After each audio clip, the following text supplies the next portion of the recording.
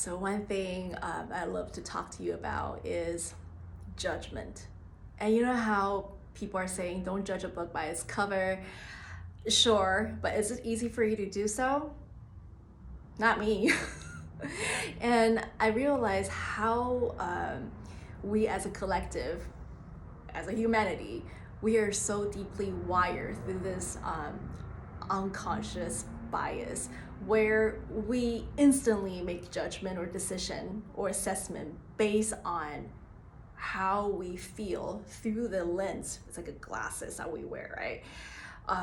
Through the lens of our past experience, past trauma, past I don't know, the way we were raised, or the environment, the cultural environment that we have been surrounded by. And it's hard, to be honest, it's hard.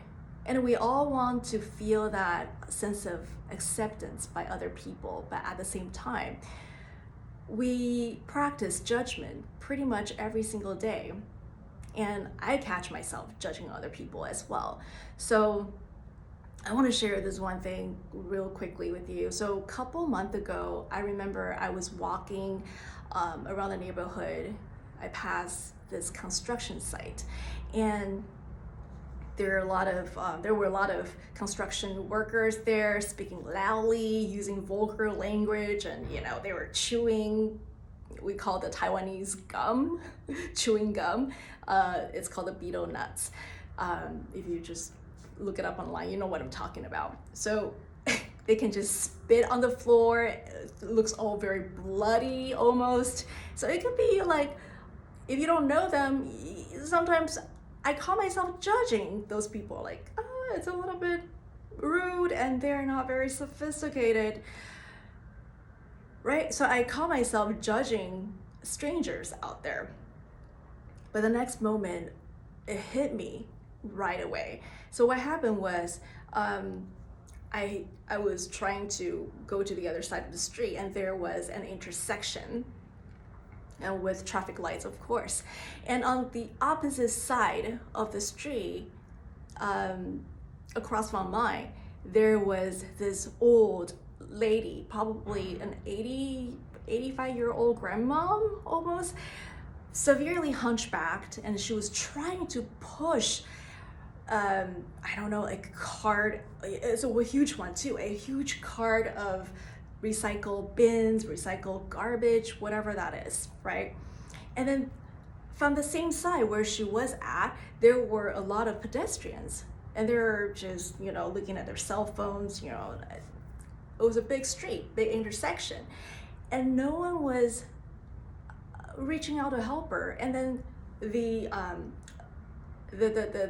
traffic light starting to count down for the green light for her to pass. It's like 10, 9, 8 seconds left, and I was a little bit getting worried. Oh my God, she's in the middle of the street. Is she gonna be able to cross it? And that split second, one man from the construction site that I passed just ran over to this old lady, and he was holding cigarettes and still chewing his betel nuts and saying something really vulgar like, "Stand away, lady, let me just do this, let me just push the car for you. Geez, why people are so mean? No one is helping you, what the heck?" He just started like cussing. And yet he was the only person pushing the garbage, whatever that cart is, through for the lady cross that street to my side of my side of the street. So there, I had a huge awakening. It's another humbling one. So those men, he's one of them, that I judge as not very sophisticated and they're rude, happened to be the heroic one who was willing to show his kindness and generosity to help the old lady to push the car through to the other side of the street. And I was just like confused a little, like. Anyway, the moral of the story that I want to convey here is not just don't judge people, don't judge a book by its cover, because we are somehow all wired to judge. But another thing is, he kind of frees something in me. It liberates this mindset of you are only this based on other people's perception. So you can be rude, you can be vulgar, yet you are such a generous soul inside. Or you can be, quiet, you can be silent, but you have a wild heart that you are so experiential in your inner life. Or, I don't know, give me some examples. You can be playful and serious at the same time.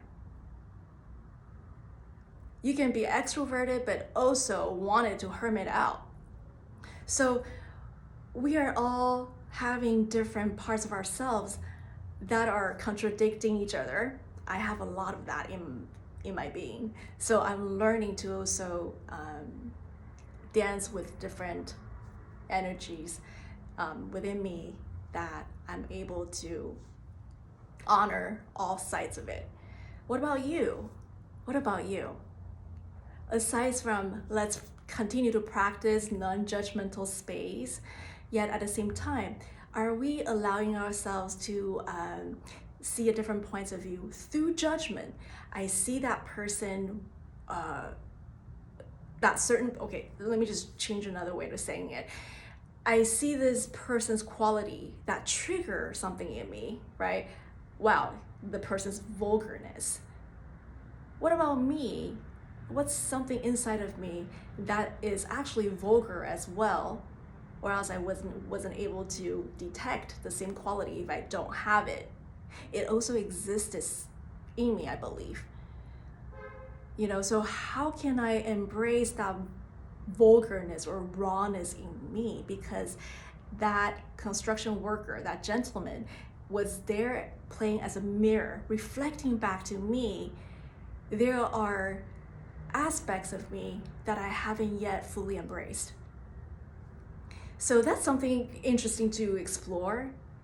We're all made of darkness and brightness, right? Dark and light all together.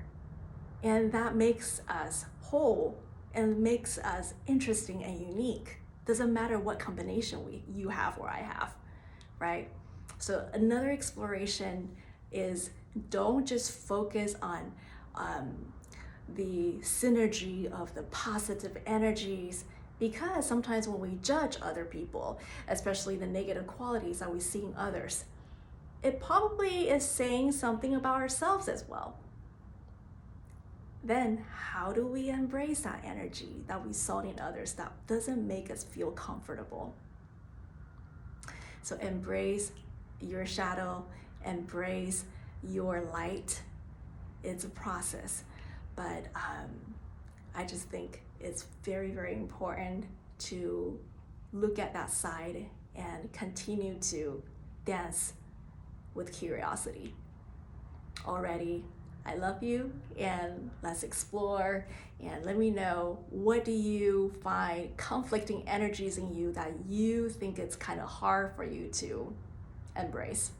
All right, have a beautiful day. Bye guys.